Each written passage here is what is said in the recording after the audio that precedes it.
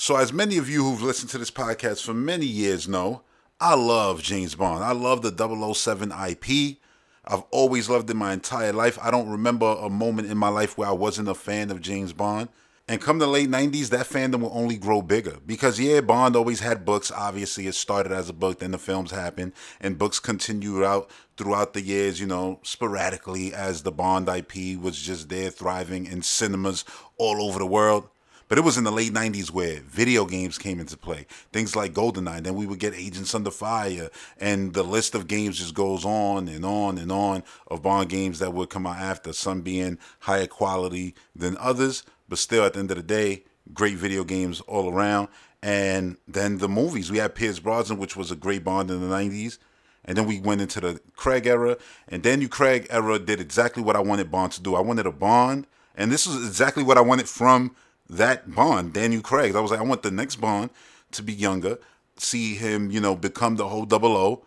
And I wanted to end when he's about to pass the torch with his death, because we never got that with the previous Bonds. And I always wanted it to happen, because why not? So they actually did it with this last Bond series. And then the way came. But see, again, going back to the late 90s and my fandom growing even bigger with video games, I remember when there was talks about Halle Berry getting her Jinx movie after Die Another Day. And I was excited for that. And it never happened.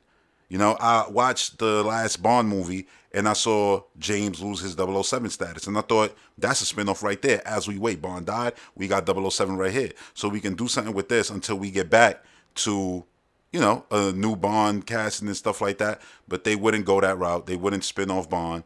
We would just wait. And we've been waiting now for 4 years. And I know this because every single year I was like, oh, maybe this December. I'm always used to December's being a Bond month and Bond news coming out and announcements of a new Bond, a new movie. When there isn't a movie announced and there isn't a Bond announced, it's something that you're just going to always expect. But that hasn't happened. To say I was naive would be an understatement, because I thought when Amazon bought MGM, I thought things were going to move faster. But nope, it would be the complete opposite. See, last October, September, November, around that time, I kept bringing up, hey, maybe, this December is going to be the one where we get the announcement. It's going to happen. It's going to happen. And this is December 24 I'm talking about. And instead what we got was word that basically there was a rift between the old guard and, well, the new guard, which is Amazon. And that Michael G. Wilson and Barbara Broccoli didn't want Bond to become a content-driven IP. And they felt like Amazon were ridiculous idiots. All kinds of, things were said in that report. We don't know what was actually said or what, but supposedly there was a rift between both parties.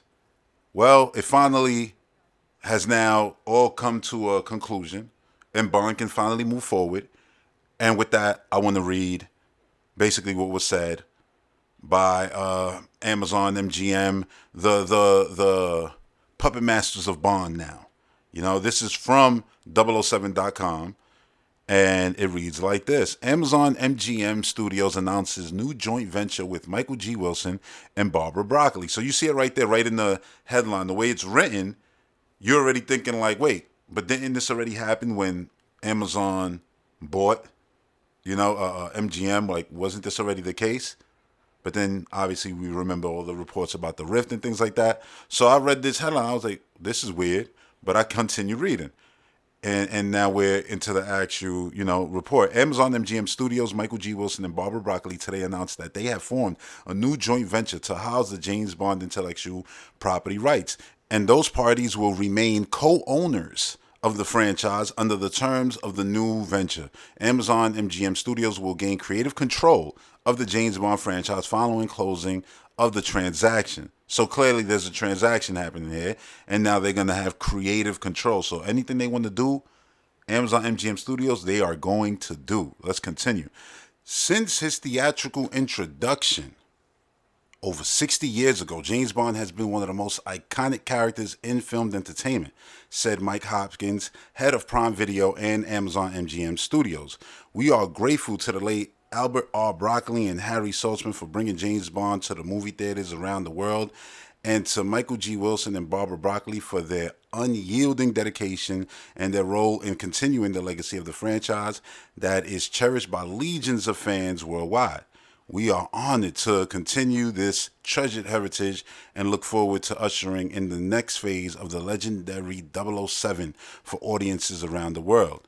So, here we go. With my 007 career spanning nearly 60 incredible years, I am stepping back from producing the James Bond films to focus on art and charitable projects. Therefore, Barbara and I agree it is time for our trusted partner, Amazon MGM Studios, to lead James Bond into the future, said Wilson. My life has been dedicated to maintaining and building upon the extraordinary legacy that was handed to Michael and me by our father, producer, Cubby Broccoli. I have had the honor of working closely with four of the tremendously talented actors who have played 007 and a thousand of wonderful artists within the industry. With the conclusion of No Time to Die and Michael retiring from the films, I feel it's time to focus on my other projects, commented Broccoli.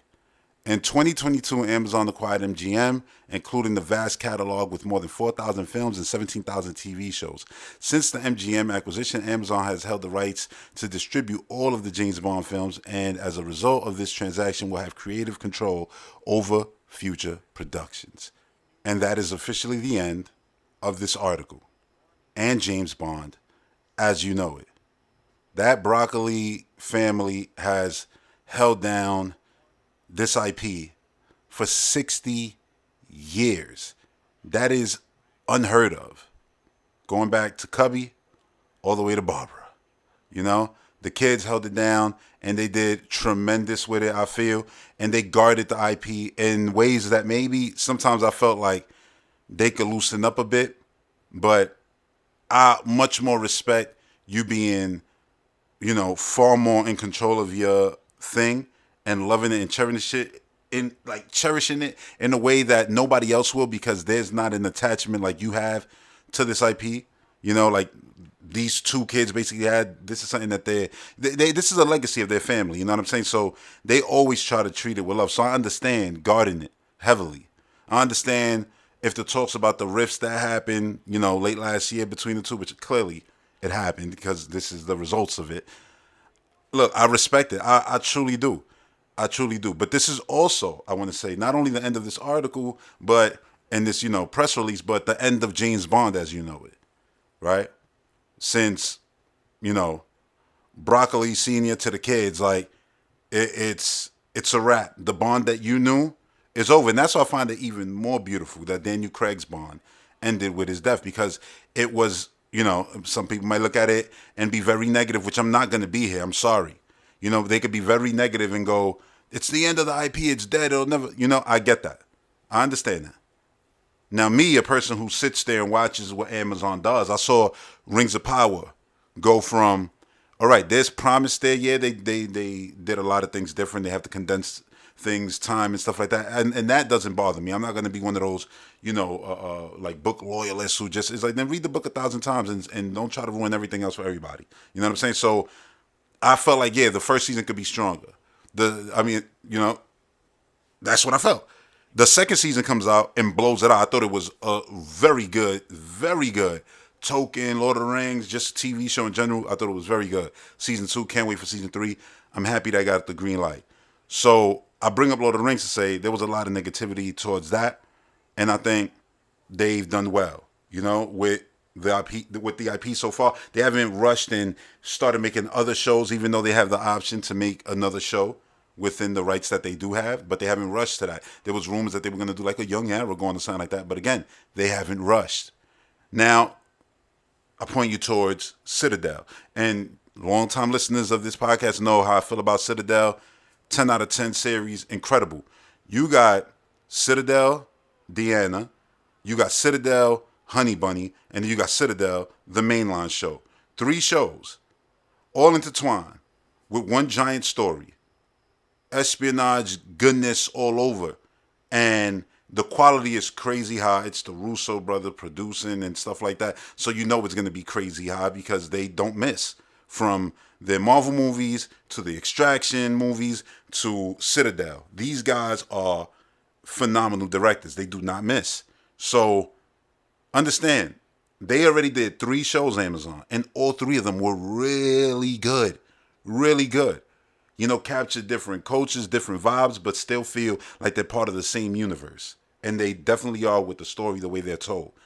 It's beautiful. Now there's Citadel season 2 coming out this year, right? So they've handled that beautifully. And that's something, again, that I've wanted to see Bond do. I think Bond is an IP where you can just have an MI6 show, you know? That a show that focuses on the 007, the 00 project, you know what I mean? Not just 007, but all of it, And I think that can be a great show. Like literally, you could do a show that's like The Office, just at MI6, and it stars Moneypenny, and I would love that. Her going on her little side missions for M and stuff like that. I would love that, like legitimately, and make it like almost like feel like Sherlock Holmes, the strange one, the Benedict Cumberbatch one, not not the Iron Man one. But yeah, man, like I think this gives the opportunity, if done right, and they've stated that they're setting up within Amazon MGM basically a group that's gonna handle Bond. I think this opens up the door for video games to have now more options there, more choices. We know IO Interactive is working on Bond. Maybe that gives them more freedom now to do even more things, tell crazier story. Now that they don't have to, answer to the original overlords, And I'm not trying to make it like a negative. I'm just saying maybe now, the cuffs are a little bit looser, and I hope that they still have cuffs on the IP to keep it safe. You know what I mean?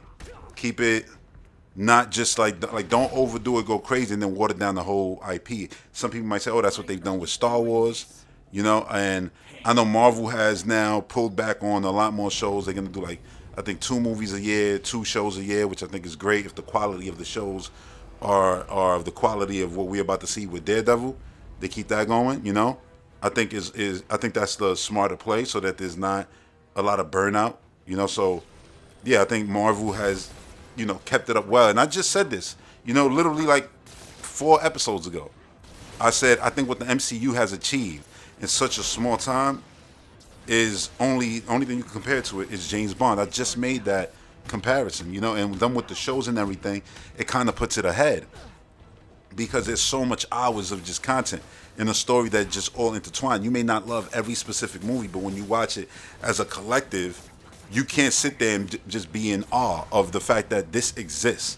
It's not a cartoon. It's not a comic book series. It's live action. If you can't find it in your spirit to show respect to that, then that's super hater level. You know what I'm saying? Because what they achieved is wonderful. And again, you don't gotta like every movie, but you gotta see it for what it is. So Bond being around 60 years, and you can say like, yeah, they've done less. They've survived longer, with the IP, but they've done less, right? It's only 20-some movies. So now with Amazon, they might say, you know what? Now we might do spin-offs. Now we might, make a show is just all about Q, and it's something that's more just, technology based or something like that. They can do a lot, and I'm not saying like, okay, now that seems like, oh, now you just milking it. Q's getting the show. Now it's basically Batman, like Alfred, Pennyworth. There was a show that like nobody basically watched that existed. And now you got Penguin, and you got this, and you got that. There's just 1,000 shows and 1,000 things that you milking, and nothing actually has synchronization. Then it starts feeling like, ugh, it's just a bunch of nonsense. You just doing it just to try to do it, just to get money. It's not there's no love behind it. And that's what's important, the word love. Bond has been treated with a lot of love and care. So I really hope that the people that they put in these rooms that are going to be the puppet masters of the series go in with a lot of love and care, and respect everything. Respect the legacy of the Bond girl. Respect the legacy of the gadgets. Respect the legacy of the action, always feeling so, real and not just overly done. It always felt grounded in reality. All the Bond movies, even the most campiest one, when you look at the action, it was like, yeah, it felt grounded in a sense, right? Maybe not Moonraker, but you get what I'm saying. And respect the Bond car, respect the locations, respect the budget that it takes to make a Bond movie. Never cheap out on Bond. Respect the intros. You know what I'm saying? The intros, everything. Citadel got an intro like it. You know what I mean? A lot of you look at anything with an intro, basically Bond basically fathered that. You know what I'm saying? So respect that heavily. Respect the musical option. Don't just go for the best, most popular artist. I mean, Bond is guilty of doing that, but they always go for the ones that's like, yeah, this is a popular artist, but they can also sing their ass off. And I ain't gonna allow no Madonna slander out here because that song was fire. That theme song and the Alicia Keys joint was incredible. You know what I mean? And people who hated on that one, I love them. Like this, is almost like it's rare. I hate a Bond theme. I'm gonna be honest. It's super rare. But you know, that's a whole other conversation. Like who should get the song for the next one? That's closer to when we get in things actually announced. I think. Listen, I think a lot of people. We had Billie Eilish on the last one. They killed it. Her and her brother killed it. Like it was amazing. This time, Dan, you got some good singers out there, man. You got some people with some real good chops out there. But I feel like if they go the popular route, they might go like Dua Lipa probably. You know, I could see her doing something Bond really good. She could pull off being a Bond girl. You know what I'm saying? Like a little cameo in the same way that Madonna did, and Die Another Day. But now really we at the phase of movement. Now, how quick does this team get put together? What ideas do they already have that they went to, you know, Wilson and Broccoli with that caused the initial rift? That maybe they're like, yeah, this is what we wanted to do. Now we can. So maybe things are already further along. Who knows? But my whole thing is do it with love. Do not rush. I know that they were saying like there's rumors that they wanted two movies. You know, I said two movies. One movie every 2 years, and I don't think that's egregious for Bond. You know, I just don't think it needs to be on a strict timetable. Like if you don't got nothing, if there's nothing that you feel like, all right, this is heat, this is better than the last, don't rush. If it takes 3 years, then it took 3 years this one. Don't make it like no, it needs to be there for you know, basically for money's sake. You know, it got to be there. Got to hit these yearly quotas and things like that. Like nah, if you're gonna do that, you're gonna mess up something that's been going for 60 years. This can be a treasure trove of good stuff. It just has to be all done with care. And you gotta take your time, go slow. Bond is a slower thing. Yeah, Bond is action packed, got chase scenes and everything, but there's a pacing to a Bond movie. The best Bond movies, your Casino Royals, you know, like they have a nice pacing to it.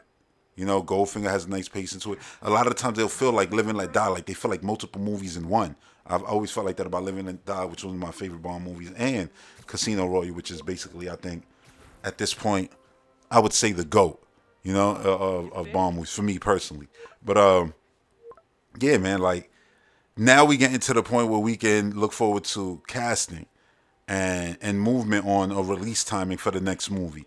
And that's exciting, you know? I'm excited to see this new phase. Listen, man, we only live once. We ain't gonna be around to see all these things forever. So I'm glad to see, you know, a new era. You know, I mean, it was gonna happen inevitably.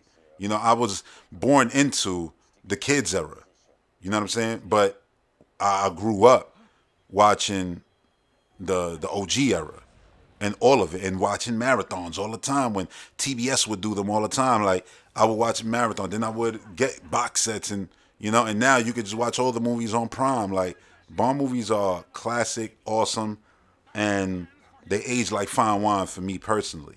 You know, and I just want that to continue to be the case, but I don't think it's a negative thing to have new, fresh eyes there. My whole thing is the people you put there, you got to hire them knowing you want to work with these people for 10, 20 years, a lifetime. This is their legacy. This is going to be their career. And the reason why I feel like that is because you want overlords for the series still. You want people who you go to like, no, that's the guy. You know what I'm saying? Like Miyamoto may not run Mario games, so talking video game terms no more, even though he's the creator and developed a bunch of them. Then Koizumi went on to develop and, you know, direct a bunch of them. Not a bunch, but, you know, enough of them. And now he oversees things, and you got the current. So you got what I'm saying? There's always an overlord to passing basically the baton. Say, all right, now they good. Now I could look away, focus on other things, and everything is great, which is basically what this press release tried to make it seem like, right? Like, yeah, you know, Wilson's like, yeah, I'm done. I'm going to retire. Broccoli's like, I could do other projects, you know, like, what was it that she did? What was it called? I think the rhythm section, I think it was. Funny enough with Mrs. Always in the News right now, Blake Lively. But that was a good film with Jude Law, and that was Broccoli, you know what I'm saying? And it was a good movie. It didn't do that well, but it was good. It was a crazy chase sequence, camera in the car, super cool, like super cool. But yeah, man, like I'm not one who's gonna sit here and be like, oh my God, the sky is falling, it's the end of Bond, Bond is dead. Sure, Bond is dead in the sense of the puppet masters are officially gone. So that means, oh yeah, then the IP is basically dead now. Sure, but somebody picked up the baton and now is going to run with it. Now we got to see how good of a runner they are. Are they going to be master runners? You know what I'm saying? Like the Broccolis were. And some people might say, oh, yeah, I didn't like, choice of the broccoli. You're not going to love every choice of anything you enjoy in life. You know what I'm saying? So understand, like, I love the MCU, but I didn't love every movie in the MCU, right? And it be like that. And that's okay.